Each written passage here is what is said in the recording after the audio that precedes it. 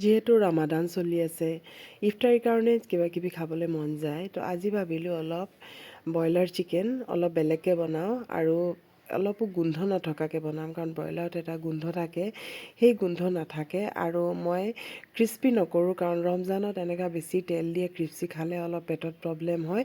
সেইকাৰণে মই অলপ জুচিকৈ বনাম চিকেনটো। আৰু এতিয়া চিকেনখিনি ভালকৈ ধুই এইধৰণে মই এটা কাট মাৰি ল'লোঁ আৰু এখন কটা চামুচেৰে এইধৰণে মই ফুটা কৰি লৈছোঁ, যাতে ভিতৰত পূৰা মছলাখিনি খুবেই ভালকৈ সোমাই যায়গৈ। এইধৰণে পূৰা কৰি ল'লোঁ গোটেইখিনি, আৰু এয়া চাওক গোটেইখিনি খুব ধুনীয়াকৈ কৰি ল'লোঁ। এতিয়া লৈছোঁ এটা বাতি, আৰু তাত মই মানে চিকেনৰ লেগখিনিত হেৰি কৰি দিছোঁ, আৰু ইয়াত লৈছোঁ ধনিয়া, কেঁচা জলকীয়া, জালুক আৰু ইলাচি আৰু দালচেনি ইলাচি আৰু লং লৈছোঁ। এই গোটেইখিনি মই ভালকৈ এইখিনি খুন্দি ল'ম, বা গ্ৰাইণ্ডাৰত আপোনালোকে পিচি ল'বও পাৰে। মই খুন্দি লৈছোঁ, এই গোটেইখিনি ধুনীয়াকৈ খুন্দি লৈছোঁ। এইখিনি দিলেও কিন্তু খুব ধুনীয়াকৈ মানে হেৰি হয়, তাৰ গোন্ধটো মৰি যায়গৈ। আৰু মই মানে অলপ জুচি টাইপৰ বনাম, মই ক্ৰিস্পি নকৰোঁ।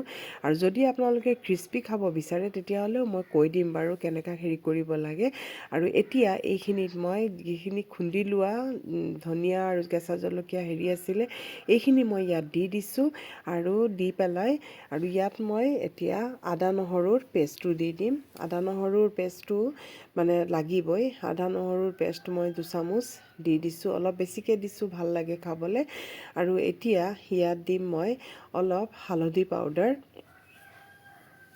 আৰু এই ধৰণে বনাই পেলাই মানে খাবলৈ খুবেই ভাল লাগে। অলপ দিছোঁ মই জলকীয়াৰ পেষ্ট, বা আপোনালোকৰ ওচৰত যদি গুড়ি জলকীয়াও থাকে সেইটোও দিব পাৰে। মই জলকীয়াৰ পেষ্টটো ব্যৱহাৰ কৰিছোঁ, আৰু যিটো আছে আৰু সেইটোৱেই দিছোঁ। আৰু ইয়াত মই দিম অলপ হালধি পাউডাৰ, এইখিনি অলপ হালধি পাউডাৰ দি দিছোঁ, আৰু অলপ এইখিনি নিমখ দি দিছোঁ মই ইয়াত। আৰু ইয়াত দিছোঁ মই অলপ ভিনেগাৰ, আৰু ভিনেগাৰ যদি নাথাকে তেতিয়াহ'লে নেমু দি দিব পাৰে, নেমুৰ ৰস। আৰু ইয়াত মই মিঠাতেল দি দিছোঁ, আৰু অলপ কচুৰি মেথিও দি দিছোঁ। আৰু এতিয়া মই এইখিনি অলপ ভালকৈ মিক্স কৰি ল'ম।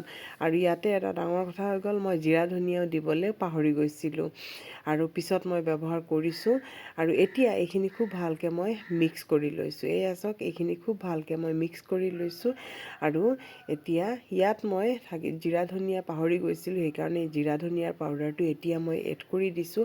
আৰু অলপ আচাৰী মছলা দি দিছোঁ, যিটো মছলা মই আচাৰত দিবলৈ বনাই থওঁ, সেই মছলা এইটো অলপ ব্যৱহাৰ ইয়াত কৰিছোঁ।